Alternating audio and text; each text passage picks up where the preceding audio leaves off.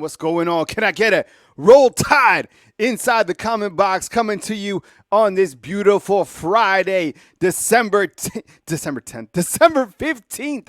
Man, I'm on overdrive mode. I just got back from my daughter's recital. It was beautiful. I appreciate you guys being here today.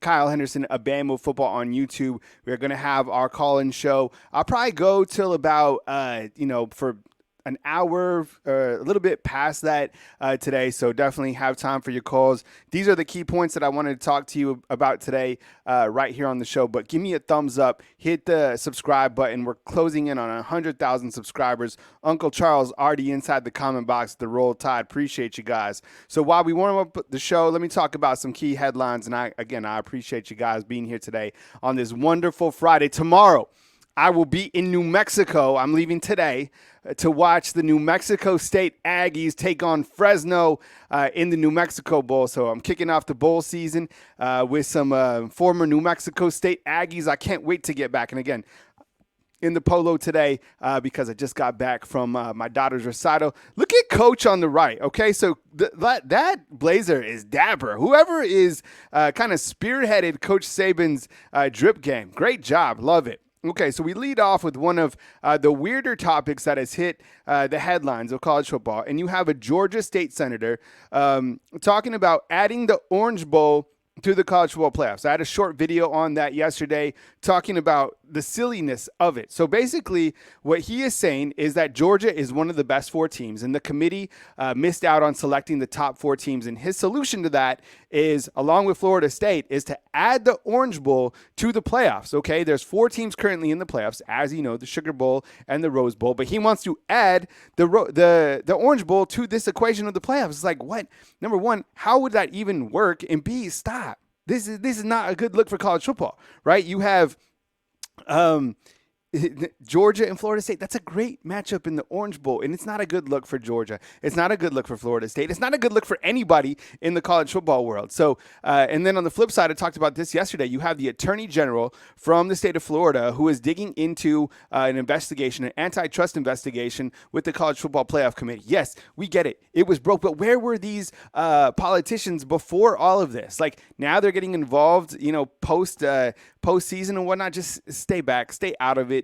I don't know. And as I said on my show yesterday, I don't know how much is coming from Mike Norvell or from Kirby Smart talking about, this sort of stuff at this time of the year. I would figure they'd be focused in on the recruiting and the Orange Bowl, which they probably are. In fact, I really haven't heard anything from Kirby Smart or from Mike Norvell. But if I am in those arenas, I don't know if I'm, talking to the Attorney General, if I'm Mike Norvell. But if I'm Kirby Smart, I might, talk to the state senator and be like, look, man, we didn't make it. We had an opportunity to make the playoffs. We did. We were the number one seed going into the playoffs, and we didn't get the job done. We fumbled. We missed a field goal. We didn't execute at the highest level in the pre-national title game against the Alabama Crimson Tide. Therefore, we are out. We all knew it was a playoff play-in game. And now, look, you go into the Orange Bowl, and you get to focus against Florida State. So not a bad consolation prize for either of those two teams. Again, the phone line is open, 205-850-1994. I appreciate you guys joining today. Welcome to the show, and I appreciate you guys being here. And look, this is going to be a beautiful weekend, a beautiful Friday, so definitely make time to kick it with your family, your friends, and your loved ones, and I appreciate you guys being here right here to Bama Football on YouTube. So, and can you imagine if Alabama, who missed the playoffs last year by a total of 4 points, were they one of the top four teams in the country? 1,000,000%. Was TCU? No. TCU didn't even win their the conference championship, and they still got in. Can you imagine if Alabama, and it's happened before when Alabama didn't have to win the SEC title and still got in. But Alabama didn't complain. Nick Saban didn't say anything. What they did was they focused on the Sugar Bowl, and they played their best game of the season. And on top of that, you didn't have any major bowl opt-outs, right? You still had Bryce, and you still had William Anderson who were able to play. Can you imagine if Nick Saban would have thrown a fit? And like I said yesterday, you are not entitled to anything, nothing in this life, nothing. In especially the college football playoffs, you're not entitled to it. You have games that you have to win, and the format is certainly broken. 100%. I agree with that, and I'm curious to see what comes out of the antitrust investigation. I am.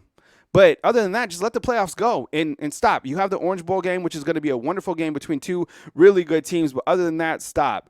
and just let it go. But don't complain. If things don't go your way in life, you move forward. I mean, look, we've all had things that didn't go our way. And guess what? When you complain, it makes it worse. So move forward with that. All right. Second point that I want to talk about, Jalen Milroe yesterday announced that he's returning for the 2024 season. I know we've been talking about the fact that that was likely going to be the case. I mean, you look at all the quarterbacks that are exiting out, not to say that those quarterbacks are better than him, but they are polished in their current career, and they're ready to go to the NFL. Whereas Jalen Milroe, he's still, like, his ceiling is so high. And imagine when he has like 26 games under his belt, right? Because you compare that to Michael Penix, Jaden Daniels, Bo Nix, those type of guys, Sam Hartman, who's played all over the place. And I mean, he needs more time to develop. I can't even imagine how good he's going to be next time at this season. So Jalen announcing that he is returning. And I think a lot of people were like, well, he is a redshirt sophomore. He is eligible for the draft. He finished, sixth in the Heisman Trophy. So, is he going to go? Yeah, he was definitely eligible. But the right play is to stay, work on your craft, and, try to win this national title this year with Alabama and then win another one to build on your legacy. But also with your teammates, right? It's not only an individual game. I mean, Jalen Milroe continues to talk about his team, but it's just been such a great story to follow. But he does announce that he is returning for the 2024 season. And I bet the rest of the world in college football is certainly nervous because you're like, man, Milroe's coming back. Oh, my goodness, have to deal with him again. I'm sure that Michigan and Washington, Texas, their defensive coordinators, knowing that Milroe is still in the playoffs, I bet they're nervous for sure. I mean, you saw Michigan's, kind of the response to when they were playing Alabama. You're like, my God, you had to play these guys? A buzzsaw right now. But more importantly, Jalen Milroe earned his degree from the University of Alabama. And there's going to be several football players that do earn their degree during this period of time. And I love it. I mean, this is the most important thing because I get it. You can have your NIL deals. You can have your long-term NFL contracts or, whatever that. These guys are going to be wealthy beyond any stretch of the imagination. But the one thing is, and we all know this, if you've earned your education, credit to you and pat on the back and applause to you because nobody can take your education. Nobody. No matter what your circumstances are, no matter how rich, no matter how poor you are, it doesn't matter. Like, education is so important, and to see Jalen Milroe yesterday draped in his cap and gown, man, I was happy for him. But I'm happy for all the students, whether they're Alabama or Oklahoma or wherever they are and getting their college degree. That is the most important thing, whatever sport you are in. And if you're out there and you're not a Division I athlete, or if you're thinking about going back to school, go do it, right? Get educated. I think that's amazing. And I'm just really happy for him and his family and for all the athletes that are going to walk from the University of Alabama. To say you are a college graduate is amazing. And I would assume, like most of these guys, you come back and get your master's degree. That's what Jalen Hurts did. He finished up at the University of Alabama, and then he got his master's from Oklahoma. So the more education, the better. I love it. Really happy for Jalen Milroe and all the players that are going to be walking here in December, and I'm sure we'll get that full list from the University of Alabama soon, but really happy to see Jalen Milroe posted with his cap and gown. Made me happy, to be honest. Really happy for him and his family. All right, so check this out, and I'll get you guys' calls in just a minute. I appreciate you guys. What's up, Jax? Thank you so much for being here, man. Roll Tide to you, and I hope you're having a fantastic Friday, man. I'm feeling good. I'm just excited. I have a lot. Yesterday when I went to work out, I'm in a men's group. I didn't go this morning. I try to go at least 3 to 4 times a week. But there's always a spiritual message on the back end. And it doesn't necessarily mean to be spiritual, but it's kind of like a mentorship message that each of these men bring to the table. Sometimes I lead the class. But yesterday, one of the men that led the class, he's 39 years old. And he was like, look, we get back to this point in time in December and we reflect back on the year. We look on goals that we had, goals that maybe we accomplished, or goals that we missed out on. And he was like, look, if you didn't achieve those goals, that's okay. We set new goals for this next year. So one of his goals, and I was like, man, that's amazing. He was like, I want to be able to come to this workout as many times as possible, but I also want to be with my family as much as possible. So being around that is just kind of really uplifting, and it really like buoys the spirit if you talk about it. I really like mentorship, as you could see. So if you're out there and you could be a mentor, be a mentor. Okay, so this is crazy. Former Michigan coach George Hilo was just added to the coaching staff. Okay, so let me set the stage. So George Hilo, Helow, Hilo. I think I'm saying it right. He coached at Michigan from 2021 to 2022. Okay, the two mutually parted ways. Michigan was like, all right, go somewhere else. And he was like, all right, peace. So Coach Saban, being a chess master that he is, this is how you really steal signs. This is the legal way, right? You go out and you bring him up. I have no idea what he's going to coach. Maybe linebacker. I have no he's kind of in the back of the scenes, right? For right now. But I mean, what a chess move at this time. And so we've been talking about the sign stealing from Michigan. Coach Saban just goes out and gets a former coach from Michigan, brings him over to the staff. I love it. And that was some headlines that shook the college football world along with Jalen Milroe yesterday. So, man, I'm telling you, the Coach Saban, dressed up to a T right here. I can't even imagine. Like, I am really busy right now in my life, which I'm grateful for. And I'm sure you are too. But think about Coach Saban's schedule. He's recruiting these guys across the country. He was just in California. He was just in Mobile, Alabama. He was just in Foley. Here he is with Rico Scott. I mean, and I love this picture right here. So he's managing the guys coming in. He's managing the transfer portal. He's also prepping for the Rose Bowl, and he's also managing the staff as well. And yeah, he has plenty behind him, but he's also 72 years old, and he does not look 72 years old, right? Coach looks amazing. Man, I love the drip for sure. So long story short, Coach hires a former coach from Michigan in George Hilo to the staff ahead of the Rose Bowl game. I love it. Love the chess move. Okay, we got a couple transfer portal visitors this weekend. I appreciate you guys being inside the comment box. Thank you very much for being here today. And I will get to my calls in just a minute. You have Fidel Diggs and you have LT Overton from Texas A&M. They will be visiting Alabama today, which is Friday, and on Saturday. Why is this important? Well, they both play on the defensive side of the ball, both guys that can put their hand in the dirt. And when you look to Alabama's offense next year completely loaded. But I think on the defensive side, it's clear to me that Alabama is going to take one transfer or two transfers from the portal to the defensive side. Think about the guys that you're losing on the defensive side of the ball. And I get it. There's guys coming in and some really high caliber freshmen that we're really excited about, but you need older guys to the defense. So you're losing Justin Mbogbe, right? You're losing Dallas Turner. You're losing Chris Broswell. There's three guys right there. You're losing Kool-Aid. You're losing probably Terrion Arnold, and you're losing Jalen Key, I would assume. So there's six guys right there that I could just off the top of my head, and I guess Trez Marshall if he wants to. So that's seven. So you do have Keon Keeley coming in, and you do have some guys who are rising up from the defensive linemen. You have Yanzi Pierre as well, and you have guys, that can replace at the corner position. But I think you need one of these guys from the transfer portal. So, again, you have Trey Moore, who is from University at Texas San Antonio. He had 14 sacks this past season. Everybody's after him. He will be on campus this weekend. I think it would be a really good addition for Alabama. Even if this guy comes in and he has more experience, the competition makes the room better. And yeah, I've seen Keeley working out, and I've seen a little bit of Yanzi Pierre, but the times that I've seen Keeley, I've been really blown away. I mean, the guy looks like he could just step in right now and be a key contributor.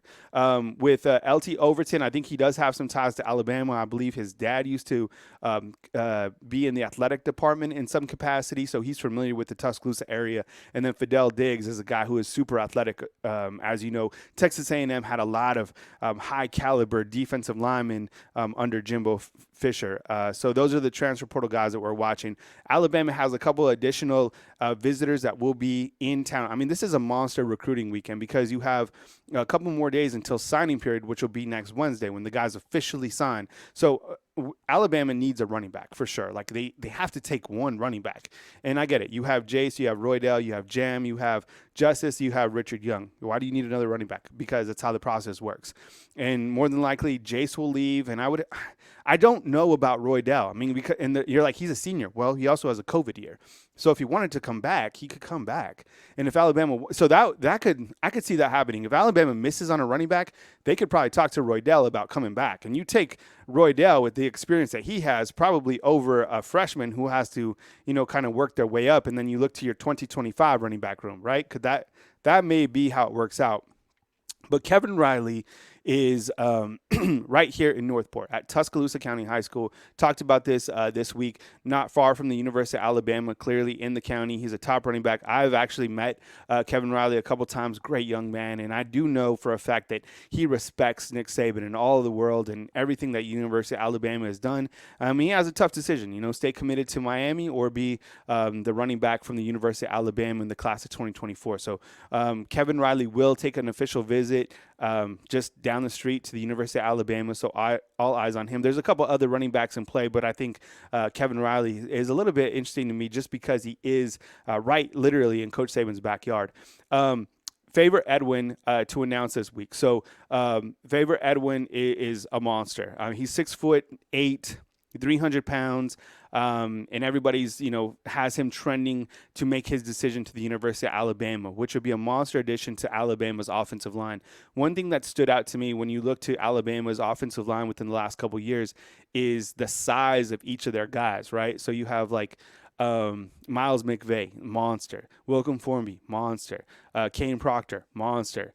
You have Ola Celine, monster. Elijah Pritchett, monster. So Eric Wolford has went after guys that are gigantic. And sometimes what has happened is when those guys come in, they don't have the athleticism right away that we would like to see from offensive linemen. A guy who was really outside of the box in that capacity was Evan Neal. When he came into the University of Alabama, he was like a freak like I've never seen before because of his overall athleticism. In fact, he was able to play guard here his freshman year before he moved to his tackle position for the last couple years while he was at the University of Alabama. So Caden Proctor, like we saw in the first couple of weeks, he didn't have that athleticism, and I think the game was a little bit quicker from him. And I still think he needs to shed a little bit of weight. Not too much, but he does need to shed some.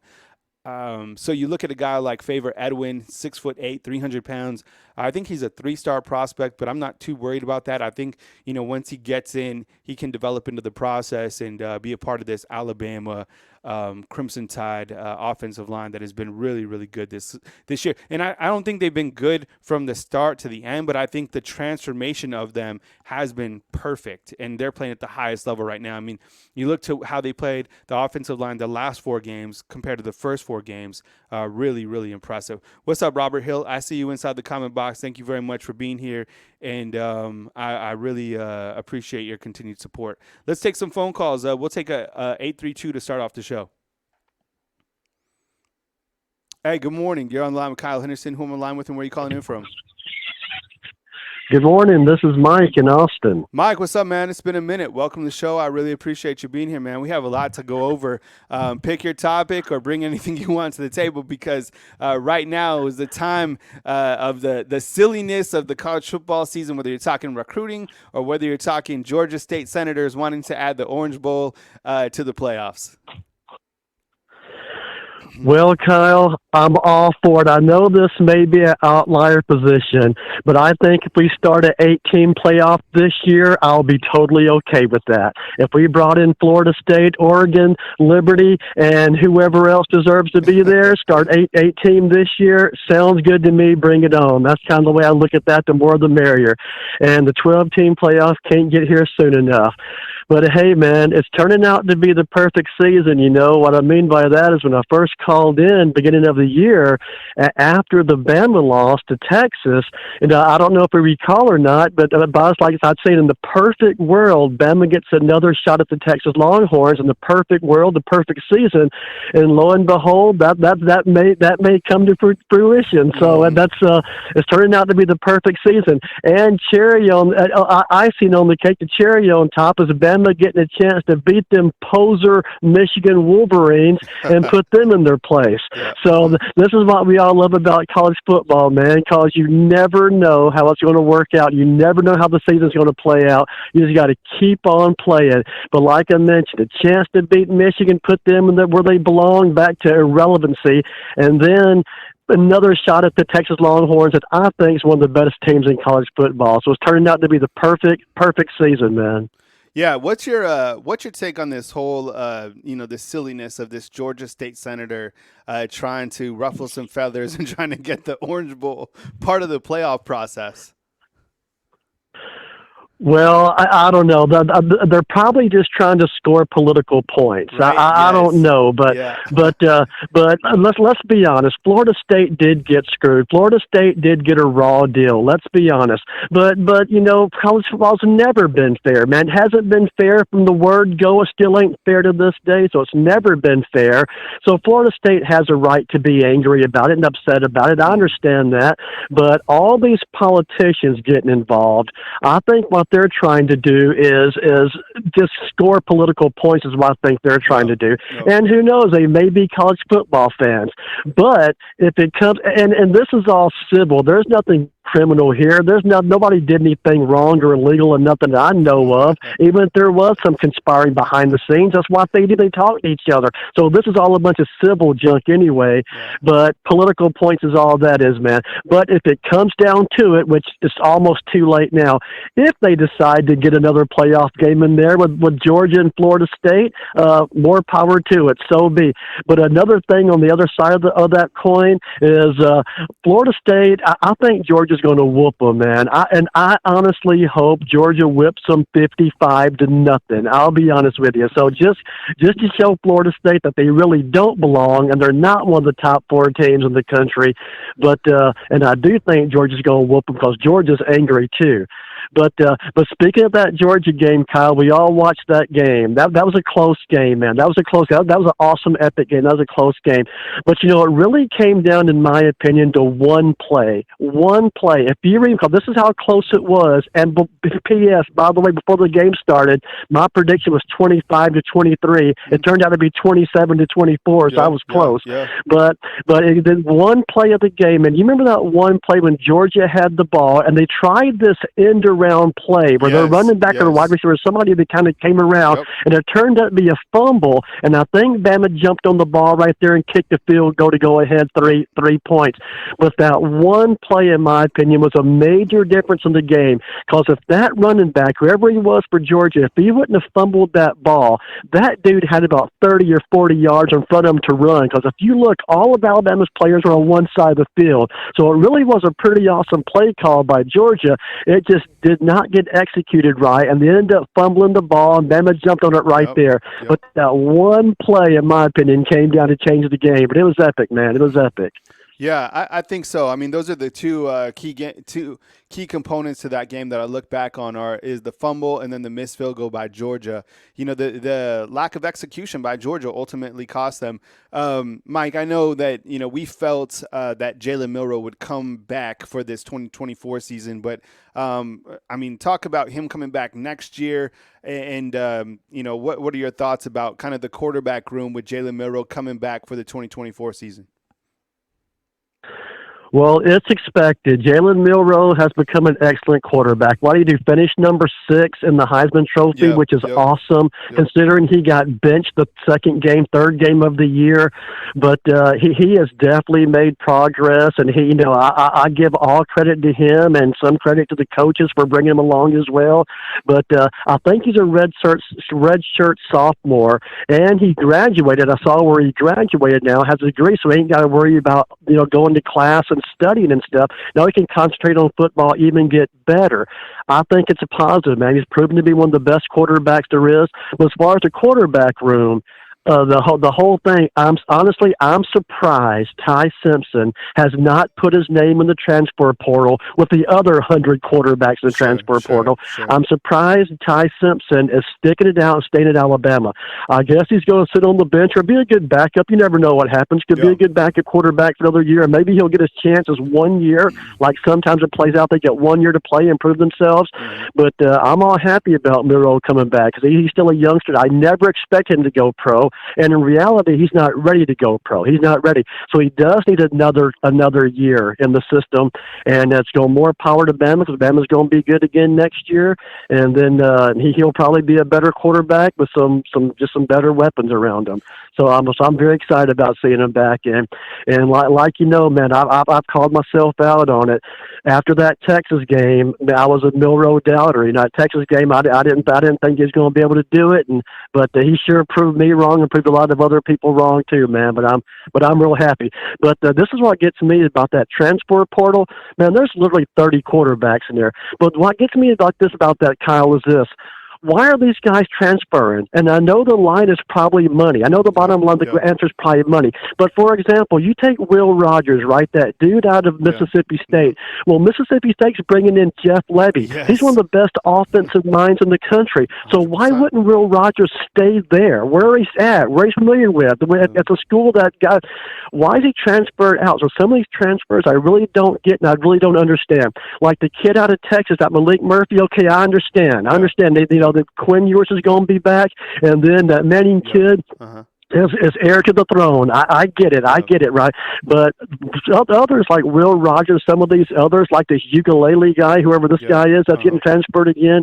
I just don't understand it, man. It's because, especially the Mississippi State dude. But I guess the bottom line is money. But definitely a different day in college football, no doubt about that. I think you're exactly right. I mean, the two guys that are kind of head scratchers from the transfer portal are Will Rogers leaving because, as you said, I mean, Levy is one of the best minds in college football. I think he would fit in really good with that system.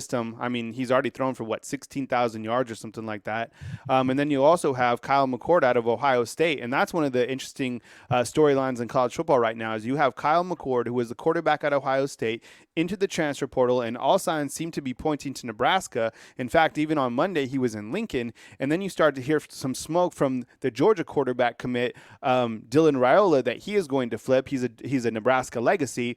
And it looks like that could certainly be the case. Now, that hasn't taken place just yet, but now Kyle McCord is moving on from Nebraska, and guess where he's visiting? He's visiting Syracuse. So really, you're leaving from Ohio State to go to Syracuse? I mean, it's like, what is going on here in the transfer portal world? And I think it is because of money. I mean, the Nebraska coach said that a high caliber quarterback costs about $2 million. So, who knows what it is. But Mike, I appreciate you joining, man. Thank you very much for calling, for leading off the show. And anything else before you leave? Any other final points? No, not really, Kyle. Just has turned out to be the perfect season, man. Bama's going to put them poser Michigans in their place. Hopefully, it's going to probably be a tougher game than we think, but hopefully. And then they get another shot at the Longhorns, which I think is one of the best teams in college football. It turned out to be the perfect season, man. So roll tide. And I've been in Alabama all December. I've been on extended vacation. I got to get back to Austin in January, but I've been here but I'm in Butler, Alabama. Do you know where that is, Kyle? Butler, Alabama? Yep, I do know where Butler, Alabama is. Yep, I'm starting to, learn more cities and as I go along. But okay, you're in Butler. I got you. The middle of nowhere, right? So, but anyway, man, roll tide, dude. Enjoy listening to your show. And I haven't been calling, but I've been listening in. So, roll tide and keep up the good work, man. I'll talk to you later. Take it easy, Mike. All right. Mike, by way of Austin, calling from Butler, Alabama.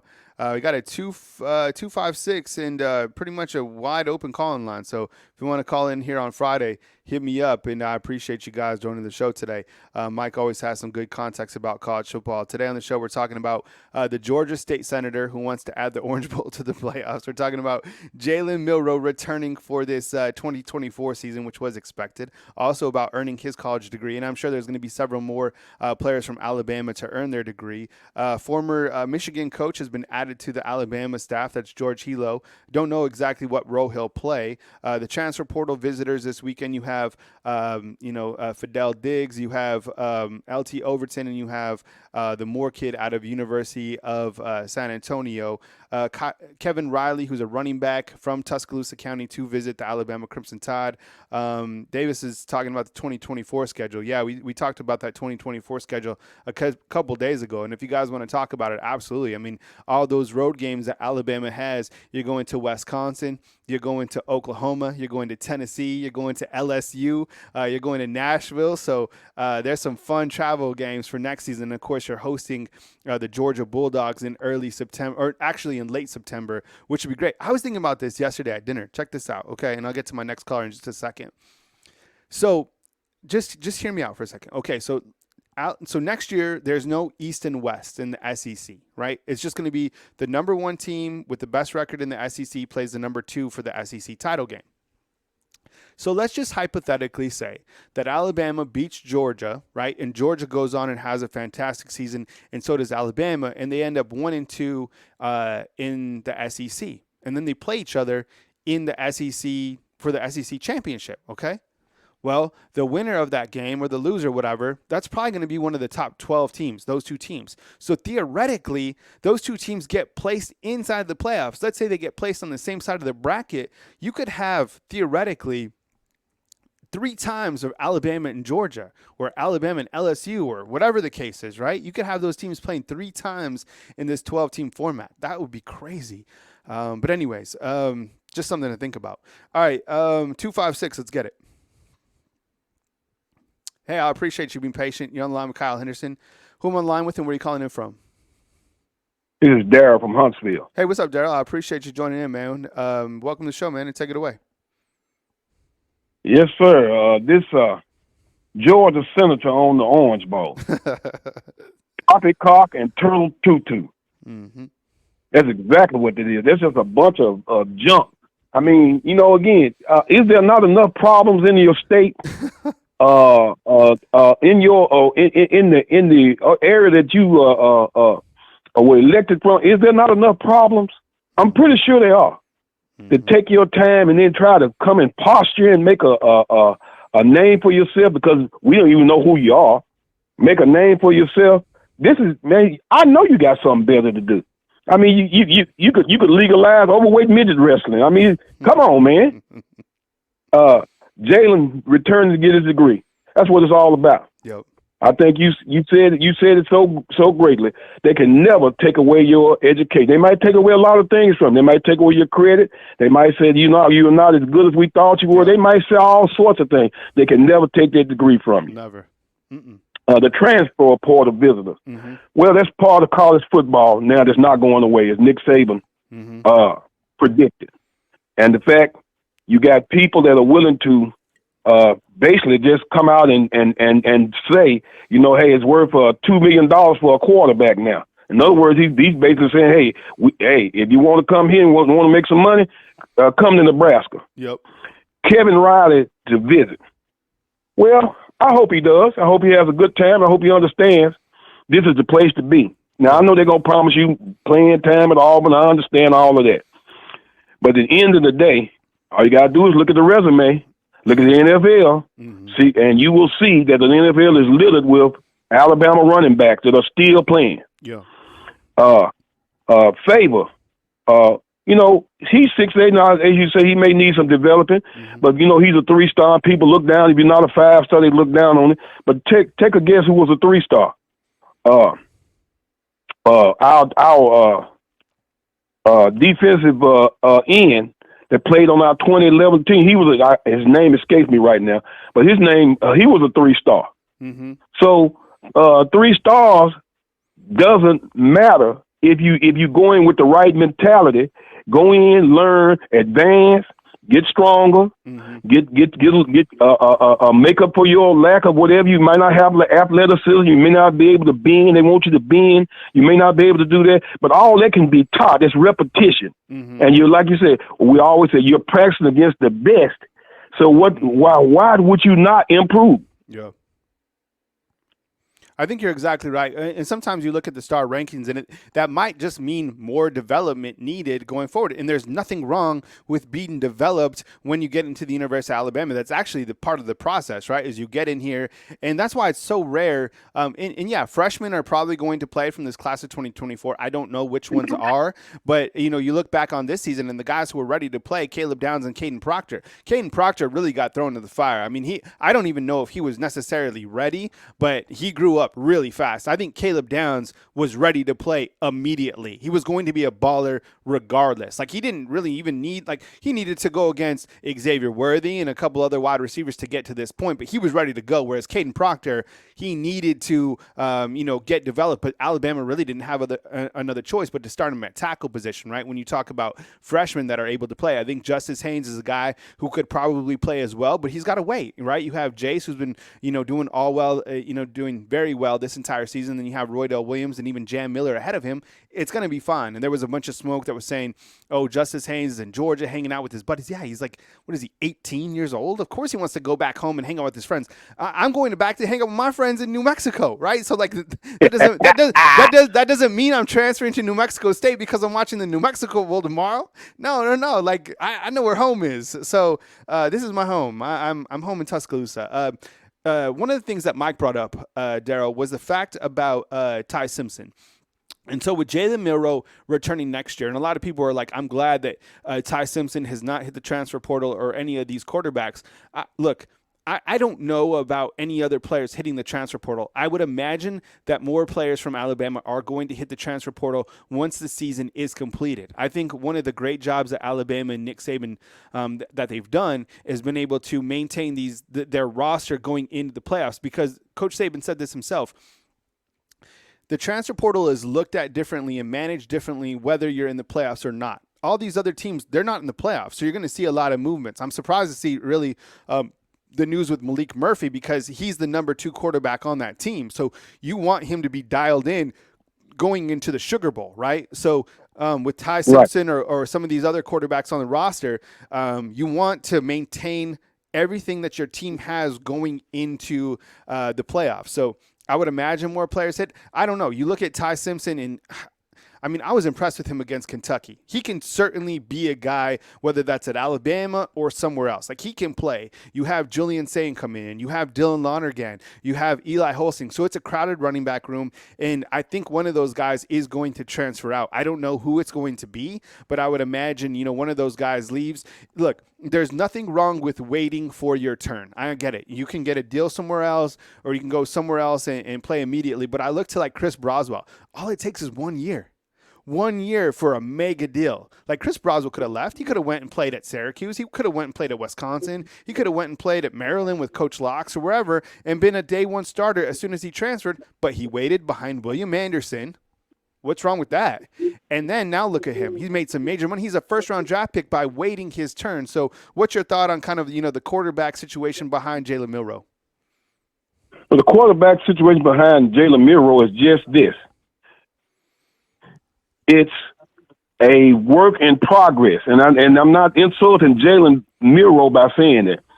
I was impressed, too, with Ty Simpson's foray into the when he played against Kentucky. He looked great. He looked better as far as his decision making. He looked better as far as his arm strength. The ball was coming out of his hand. It was right on target. And he a quick decision maker as far as when he ran the touchdown and he dropped the ball at the 1 yard line. He looked really great. But it's like you said, either you want to be with the best, or you get with the rest. Now the rest, people, well, there you insulting these other cars. No, I'm not insulting them. I'm just saying right now, you with the best. It's proven, and you're getting good repetitions. You're getting good training. And again, and you made the perfect example. Look at Chris Braswell. He could have went anywhere, and he's been a starter the first day. 100%. What did he do? 100%. He stuck it out. He's a first round draft pick now. Yep. And so I feel one of the guys is going to transfer.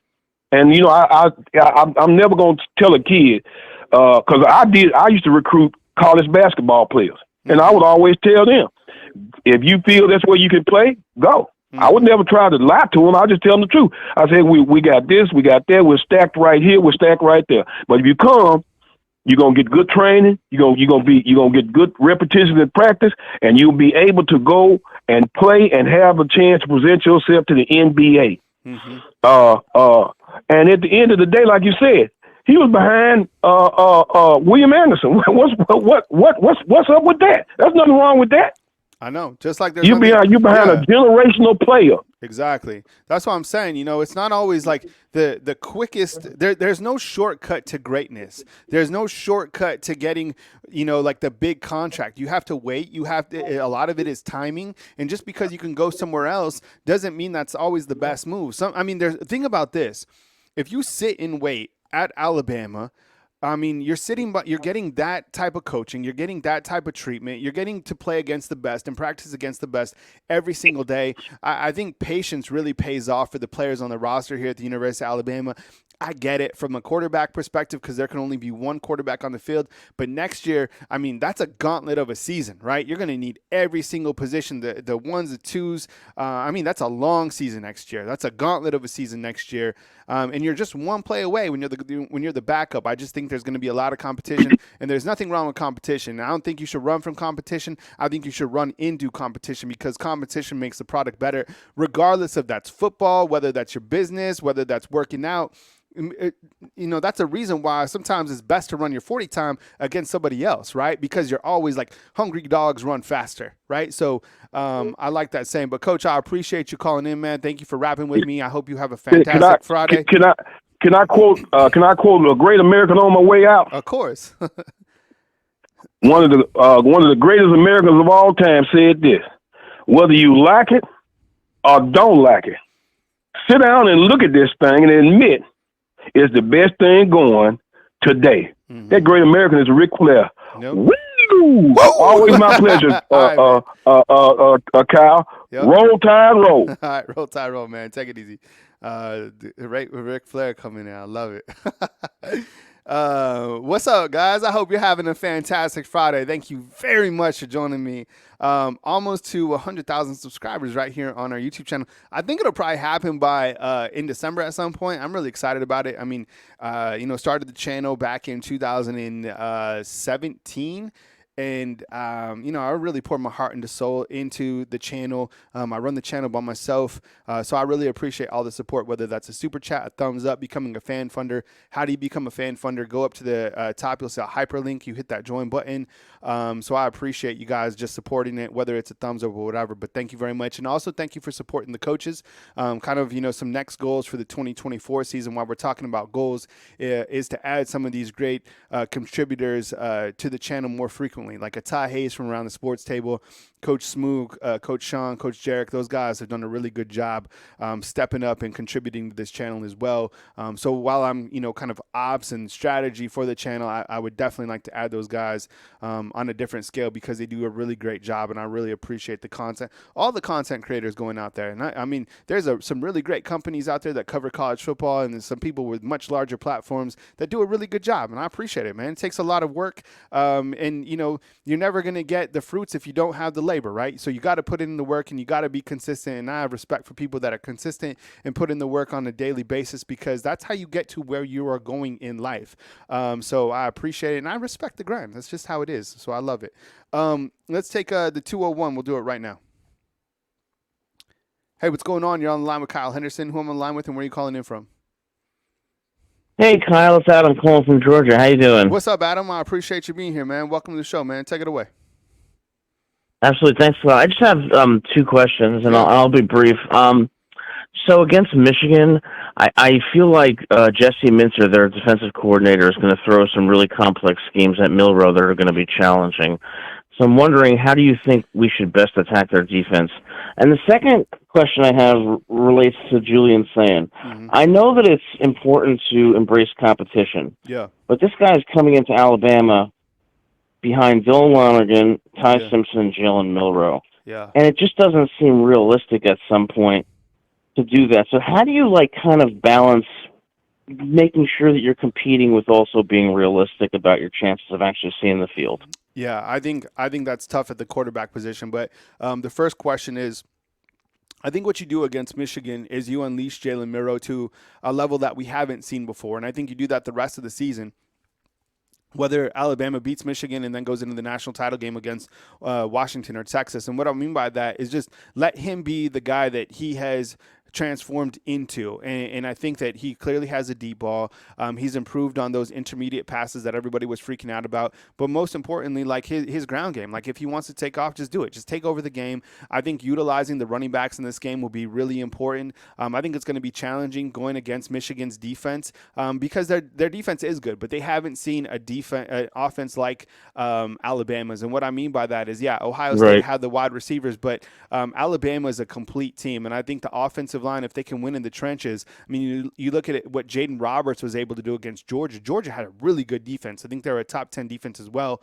And Alabama had a good game plan for them. I'd like to see more Jam Miller. I think that he's just a running back that is really hot. And I like the fact that Alabama, throughout the last couple of years, they've went with the running back that is hot. And I think Jam Miller is that guy.